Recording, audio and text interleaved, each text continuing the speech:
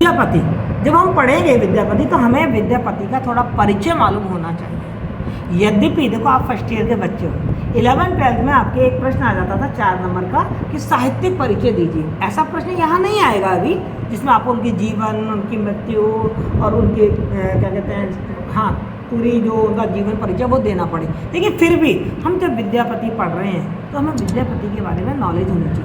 मुख्य से हमको ये तो मालूम होना ही चाहिए कि विद्यापति कहाँ के कवि थे, इनकी भाषा क्या थी, इनकी रचनाएं क्या हैं, इनकी काव्य की विशेषताएं क्या है। हमारे किताब में मैं आपसे बिल्कुल नहीं कहूँगी कि आप इधर उधर कहीं भागो, जो आपके सामने है हम इसमें से देखो किस तरीके से काम चलाते हैं अच्छी तरीके से। आप लोग है ना परेशान होते रहते, madam series, madam Sanjeev passbook, लेकिन किसी से कोई बैर नहीं है मेरा, लेकिन हमारे पास जो किताब है उसको तो हम ढंग से पढ़ लें और इस किताब में से हम शॉर्ट नोट्स कैसे बनाएं।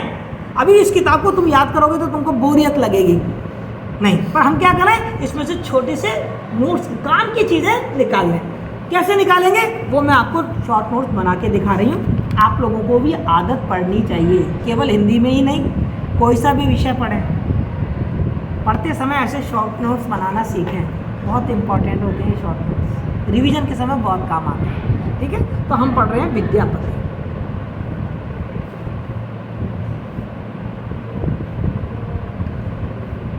हमें ये तो मालूम है ही कि हमारे कोर्स में आदिकाल और भक्तिकाल, और विद्यापति के लिए मैंने आपसे कहा था ये आदिकालीन कवि कहलाते हैं। देखो पढ़ते आते हैं। विद्यापति का जन्म, मृत्यु की तिथियों के विषय में कोई निश्चित ऐतिहासिक प्रमाण नहीं मिलते, नहीं मालूम, क्योंकि प्रमाणिकता से नहीं मिलता इनका जन्म कब हुआ था, कहाँ हुआ था, अंदाजे लगाए जाते हैं। उनके समकालीन राजाओं की तिथियों के आधार पर ही विद्वानों ने विद्यापति के जन्म मृत्यु की तिथियों को अनुमानित किया है। मतलब ये शोध का विषय है कि विद्यापति का जन्म कब हुआ था। कुछ विद्वानों की धारणा है कि वे 130 वर्ष तक जीवित रहे।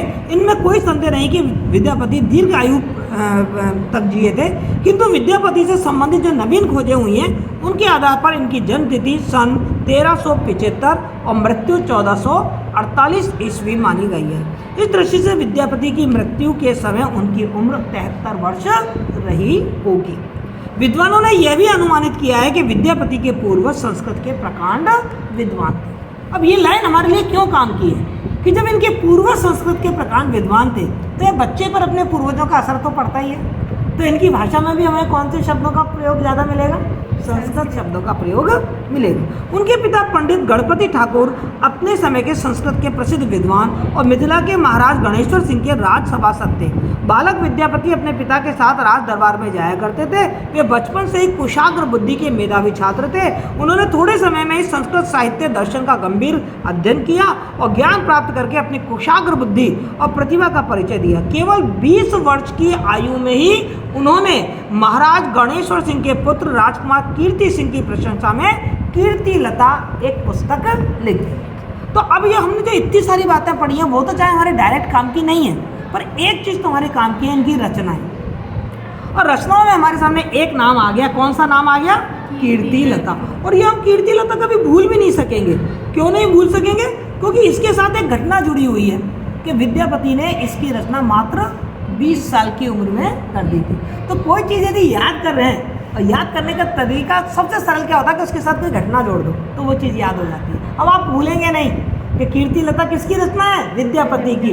और उन्होंने कब लिखी थी, जब वो मात्र 20 साल के थे, तब उन्होंने ये किताब लिख दी थी। कीर्तिलता नामक अपने प्रथम काव्य ग्रंथ की रचना अपभ्रंश भाषा में। अब देखो हमारे पास दूसरी बात और आ गई, उनकी भाषा कौन सी है, अपभ्रंश। कौन से काव्य की भाषा है ये, कीर्तिलता की। अब देखो भाषा संबंधी बात आ गई उनकी, है ना। विद्यापति ने लंबी आयु पाई थी, इसलिए वे मिथिला राजवंश के कई राजाओं के दरबार में राजकवि के रूप में रहे। तो भाई एक इनकी बात और आ गई हमारे सामने, क्या, क्योंकि ये राजकवि थे, यानी कि राजाश्रित कवि थे। जब राजाश्रित कवि है तो इनकी कविताओं में हमें क्या चीज़ ज़्यादा मिलेगी, राजाओं की प्रशंसा, राज प्रशस्ति बहुत मिलेगी। याद करो बेटा कि जब मैंने आपको आदिकालीन साहित्य की विशेषताएं बताई थी तो मैंने ये बताया था कि नहीं बताया था कि राज प्रशस्ति है, क्योंकि यहाँ के ज़्यादातर कवि किसी न किसी राजा के आश्रम में रहे हैं तो उन्होंने अपने राजाओं की तारीफ में ग्रंथ लिखे हैं। तो विद्यापति की ग्रंथों में भी राज प्रशस्ति हमको देखने को मिलती है। अब जो विद्यापति चूँकि बहुत लंबे समय तक जिए तो केवल एक राजा नहीं, इनके समय में राजा बदलते चले गए, तो कई राजाओं का आश्रय इन्हें प्राप्त हुआ।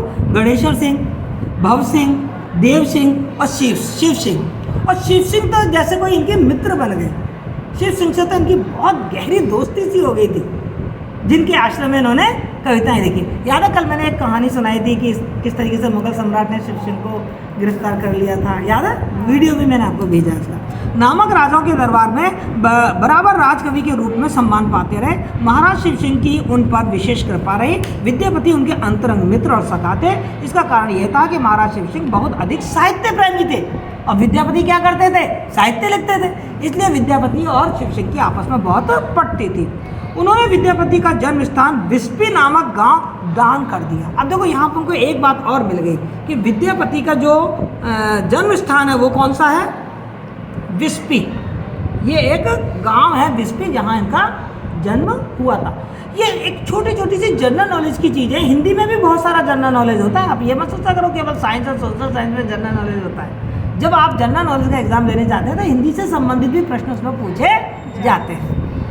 जीवन के अंतिम दिनों में विद्यापति को संसार से विरक्ति सी हो गई थी। उन्होंने अपना समूचा जीवन राज दरबारों के विलास भरे वातावरण में श्रृंगार रस की काव्य रचना करते हुए, अब देखो एक बात आ गई, इनकी काव्य में कौन सी रस ज्यादा है? श्रृंगार रस। क्योंकि राजाओं के राज दरबार में रहे थे और राजाओं की विलासितापूर्ण जीवन होता था, उन्हें सौंदर्य प्रेम पसंद था, तो उनको खुश करने के लिए श्रृंगार रस की कविता लिखते थे। पर अब श्रृंगार रस की कविता लिखते लिखते इनमें क्या पैदा हो गई? एक क्षोभ पैदा हो गया, एक थोड़ा सा मतलब गिल्ट पैदा हो गया कि मैंने भगवान की भक्ति तो कभी की नहीं। तो उन्होंने अपने अंतिम समय में भगवान की भक्ति जैसे रचनाएं लिखी। इस कारण संभवतः अंत समय में उन्हें सांसारिक भोग विलास और धन दौलत से विरक्ति सी हो गई थी। विद्यापति संस्कृत, अपभ्रंश और मैथिली, आप देख लीजिए भाषा इनकी एक नहीं है। इनकी भाषाएं कौन सी हैं? इन्होंने एक भाषा में नहीं काम किया है, बहुत भाषाएं हैं। विशेषकर अपभ्रंश का नाम हमने पढ़ा, संस्कृत भाषा इनको आती थी क्योंकि इनके पूर्वज, और सबसे बड़ी भाषा मैथिली। इनको कहते ही क्या है? मैथिली कोकिल। क्या कहते हैं इनको? मैथिली कोकिल। ठीक है।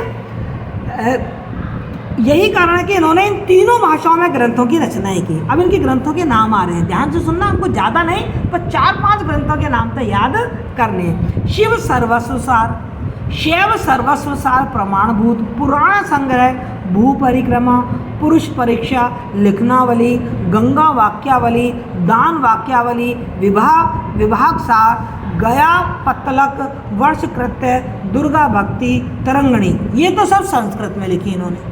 अब बताओ इस संस्कृत की में से आपको कौन सी थोड़ी सरल लग रही है जो आप याद भी कर लोगे? दुर्गा भक्ति सरल ही लग रही है ना? और गंगा ये भी सरल लग रही है। तो 2 नाम लिख लेंगे अपन। आपने कौन कौन से नाम लिख लिए?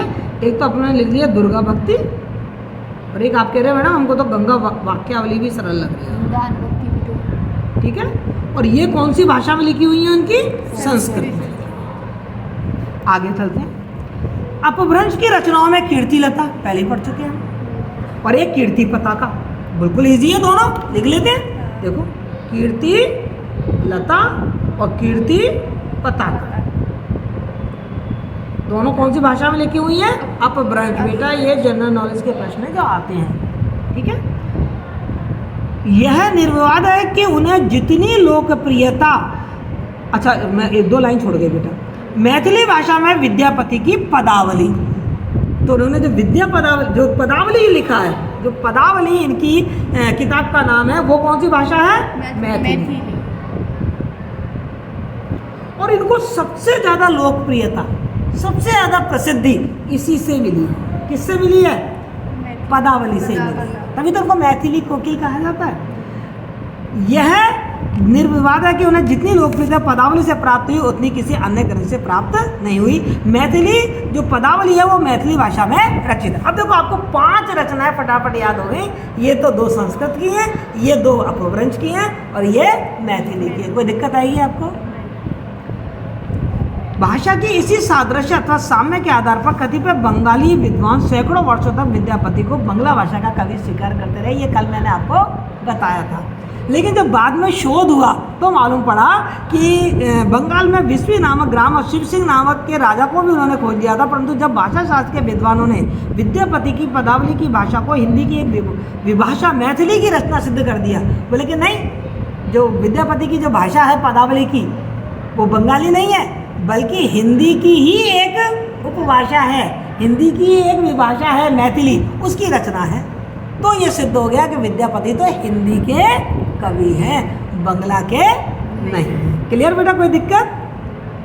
विद्यापति को मैथिली भाषा का सर्वश्रेष्ठ कवि माना जाता है। उसी प्रकार हिंदी वाले अब उन्हें हिंदी का महाकवि और गीति काव्य का प्रवर्तक मानते हैं और उन पर गर्व भी करते हैं। स्पष्ट है कि विद्यापति की लोकप्रियता भाषा के कारण भी बढ़ी है। विद्यापति की कविता को यदि ध्यानपूर्वक देखा जाए तो उनकी कविता में प्रेम, सौंदर्य और भक्ति और कहीं कहीं वैराग्य के पद भी मिलते हैं। तो यदि अपन इनकी बात करें कि इनकी काव्य की विशेषताएं क्या क्या रही, काव्य की विशेषताएं क्या क्या रही इनकी, तो हमें क्या दिख रहा है इनकी काव्य में? सबसे पहले तो हम देख रहे हैं श्रृंगार रस की प्रधानता, तो हम लिख देंगे श्रृंगार रस की प्रधानता। ऊपर हम ये भी देख चुके हैं कि उन्होंने राजाओं की प्रशस्ति भी करी है, तो हम ये भी लिख देंगे राज प्रशस्ति। फिर हम ये भी देख रहे हैं कि उन्होंने सौंदर्य का वर्णन भी किया है, तो सौंदर्य वर्णन। फिर हम देख रहे हैं कि उन्होंने प्रेम, जो प्रेम की भावना है उसका वर्णन भी किया, और साथ में उनकी कविता में हमको भक्ति और वैराग्य, ये प्रेम वाली बात किस में आ गई? श्रृंगार में। तो हम क्या देख रहे हैं? भक्ति और वैराग्य की भावना भी देखने को मिलती है। अब देखो बैठे बैठे अपन ने ये पढ़ा, पढ़ते पढ़ते हमको इनकी 4 काव्यगत विशेषताएं मिल गई। श्रृंगार रस की प्रधानता, राज प्रशस्ति, सौंदर्य वर्णन, भक्ति और वैराग्य की भावना मिल गई, नहीं मिल गई? प्रधानता श्रृंगार रस की रही है, वो मैंने लिखी दी है श्रृंगार रस की प्रधानता। श्रृंगार के पश्चात भक्ति के पद भी विद्यापति के काव्य का सौंदर्य बढ़ाने में सहायक बन पड़े हैं। हिंदी साहित्य में राधा कृष्ण के रूप वर्णन में विद्यापति का कोई सानी नहीं है। सानी का मतलब है, सानी का मतलब क्या होता है? कोई जोड़ नहीं है, उनके समान कोई भी नहीं है। लाजवाब एक शब्द होता है, लासानी, लाजवाब। सानी का मतलब जवाब, जोड़। मतलब विद्यापति ने जैसे राधा कृष्ण के प्रेम का वर्णन किया है ना, वो हमारे हिंदी काव्य में और किसी ने भी नहीं किया। और अभी आप पढ़ लेंगे, तभी तो उसको मैथिली कोकिल कहा जाता है। तभी तो मैंने आपसे कहा था बिहार के हर रग रग में, उनके लोक काव्य में, उनकी लोक संस्कृति में उनके गीत बसे हुए हैं, क्योंकि उसमें राधा कृष्ण का प्रेम गाया गया है। तो आपको एक चीज़ और मालूम पड़ेगी, इनकी विषय वस्तु क्या है? राधा कृष्ण का प्रेम, राधा कृष्ण का प्रेम। जो अपन प्रेम की बात कर रहे थे ना, ये इनकी विषय वस्तु आ गई। उनकी राधा का अपरूप जैसे कि पद्मावती की तरह ही पारस रूप है, जिसके दिव्य रूप के प्रकाश से सभी पदार्थ नया सौंदर्य पा जाते हैं। राधा के मधुर हास का एक कण पृथ्वी पर अमृत बिखेर देता है। विद्यापति ने सौंदर्य के मांसल और दिव्य दोनों रूपों का वर्णन किया है। मैंने एक पॉइंट लिखा है, सौंदर्य वर्णन। तो विद्यापति ने सौंदर्य का वर्णन किया है, पर उन्होंने सौंदर्य के दिव्य रूप का भी वर्णन किया है जो देवताओं जैसा है, और मांसल रूप का भी वर्णन किया है, यानी कि अंगों का वर्णन भी किया है, आँखों का, नाक का, बाहों का, कमर का, पैरों का मांसल सौंदर्य का वर्णन भी किया है, और जो आंतरिक सुंदरता होती है उसका भी वर्णन उन्होंने किया है। तो आ गया सौंदर्य वर्णन। सौंदर्य वर्णन में उन्होंने नेत्र वर्णन, अधर, मुख वर्णन में बड़ी तन्मयता से किया है। साथ ही साथ भुहों का, वक्ष, स्तनों का आदि का वर्णन भी उन्होंने अपनी कविता में किया। तो सौंदर्य वर्णन मैंने गलत तो नहीं लिखा, काव्य सौंदर्य की बात लिखी। सौंदर्य वर्णन उनकी कविता की एक बहुत प्रमुख विशेषता है। वे प्रेम और सौंदर्य का स्वाभाविक, सरस और सजीव चित्र प्रस्तुत करते हैं। कल्पना के आवरण में भावुकता का कमनीय सौंदर्य इन गीतों में अपना विशेष आकर्षण लिए हुए हैं। यानी कि इनकी कविता में हमको क्या मिलती है? कल्पना की उत्कृष्टता भी मिलती है, यानी कि इन्होंने कल्पनाएं भी की है, सौंदर्य को लेकर इन्होंने कल्पनाएं भी की। अभी देखेंगे हम कि इन्होंने नेत्र की कल्पना किससे करी है, इन्होंने हाथों की कल्पना किससे करी है, इन्होंने स्तनों की कल्पना किससे की है। ऐसी स्थिति में विद्यापति को भक्त मानने का कोई अच्छा, अब मैंने आपको कल एक बात बताई थी कि विद्वानों में मतभेद हो गया है। कुछ तो कहते हैं कि ये भक्त कवि है और कुछ कहते हैं ये श्रृंगारिक कवि है। तो ये चीज़ जब सामने आती है, यौवन का निखरा रूप विद्यापति पदावली में सर्वत्र बिखरा पड़ा है। ऐसी स्थिति में विद्यापति को भक्त मानने का कोई औचित्य दिखाई नहीं देता, उन्हें श्रृंगारी कवि ही मानना चाहिए। विद्यापति की पदावली पर यदि सूक्ष्मता से विचार किया जाए तो उनके पदों में निहित भावना को परखा जाए तो कवि की यथार्थ चेतना से भी साक्षात्कार हो जाता है और उनकी रचनाओं में यथार्थ के स्वरूपों को बड़ी सूक्ष्मता से संकेत किया गया है। देखने पर पता चलता है कि विद्यापति ने तत्कालीन कृतियों पर कहीं कहीं तीखा व्यंग्य भी किया है। यानी कि उनकी काव्य की एक विशेषता और मिल गई हमको, व्यंग्यात्मकता, यानी कि उनकी कविता में हमको व्यंग्य भी देखने को मिलता है। और एक बात स्पष्ट हो गई कि वो श्रृंगारिक कवि हैं। कैसे कवि हैं वो? भक्ति उन्होंने की है, लेकिन भक्ति उनका प्रधान भाव नहीं है। प्रधान भाव क्या है उनका? श्रृंगार ही उनका प्रधान भाव। तो देखो जो हमने पढ़ा उसको हमने देखो किस तरीके से एक शॉर्ट नोट्स के रूप में तैयार करना। यदि आप ऐसे लिख लिख के पढ़ोगे तो एक आपको याद भी हो जाएगा और आप जब रिवीजन करोगे तो आपके पास एक शॉर्ट नोट्स काम की चीज़ आ गई आपके पास। क्लियर? कोई दिक्कत? तो ये हमने विद्यापति पढ़ लिया। अब देखो आपके ये चीज़ बड़ी काम की है, संकलित काव्यांश जिसने दिया है। संकलित काव्यांश का मतलब क्या है कि आप देखिए हमारे पास विद्यापति का 1 पद, 2 पद, 3, 4 और 5 पद है। पांचों पद का कुछ ना कुछ मूल भाव अलग अलग होगा।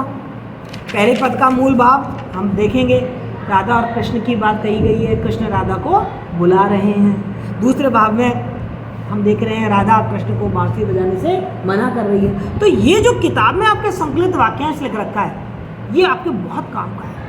काम का कैसे कि ये जो पांचों पद हैं इनका मूल भाव इसमें बता रखा है। देखो विद्यापति के संकलित पद गीति काव्य की सरलता, संक्षिप्तता, भाव प्रवणता, ये फिर हमको काव्यगत विशेषता मिल गई। क्या मिल गई? इनकी शैली की विशेषता मिल गई। क्या मिल गई? भाव प्रवणता है इनकी शैली में। दूसरी बात क्या आ गई? भाव प्रवण संक्षिप्तता है और संगीतात्मकता है। ये इनकी शैली की विशेषताएं तो आप उनको यहीं से मिल गई है। और क्या है इनके में? ये गीति काव्य है। गीति काव्य का मतलब क्या है? गेयता है, गाया जा सकता है। ठीक है। अब वो कह रहे हैं प्रथम पद में, यानी कि इस वाले पद में, प्रथम पद में कदम वृक्ष के नीचे बैठे कृष्ण का वंशी वादन उनके विरह और राधा के आने की प्रतीक्षा में उनकी व्याकुलता को व्यक्त करता है। अब बताओ ये लाइन तुम्हारे काम की है या नहीं है? जब आप इसकी व्याख्या लिखोगे तो प्रसंग में ये लाइन काम आएगी या नहीं आएगी? और जब आप इसका विश्लेषण करोगे तो पूछ पकड़ में आ गई कि नहीं आ गई कि भाई कृष्ण जी बंसी बजा रहे हैं और बंसी बजा के राधा को बुला रहे हैं। और जब आप काव्यगत विशेषता लिखोगे तो पहला पॉइंट यही बनेगा, नहीं बनेगा कि इस काव्य में क्या बताया गया है? काम की है। तो ये बहुत काम की, इस पे लगा लो आप नंबर 1। और लिख भी रखा है प्रथम पद। और इसी तरीके से सब में लिखा हुआ है द्वितीय पद, तृतीय पद, चतुर्थ, चौथे में और अंतिम पद। मैं अभी केवल ये प्रथम पद की बात क्यों कही है? क्योंकि मैं प्रथम पद ही पढ़ूंगी। हम सारे पद पढ़ेंगे तो खिचड़ी बन जाएगी। चूंकि हम प्रथम पद पढ़ेंगे तो हमने प्रथम पद की बात पढ़ ली कि कदम्ब के वृक्ष के नीचे बैठे कृष्ण का वंशी वादन उनके विरह और राधा के आने की प्रतीक्षा में उनकी व्याकुलता को व्यक्त किया गया है। अब देखते हैं वास्तव में यही बात कही है क्या या कुछ और कहा है।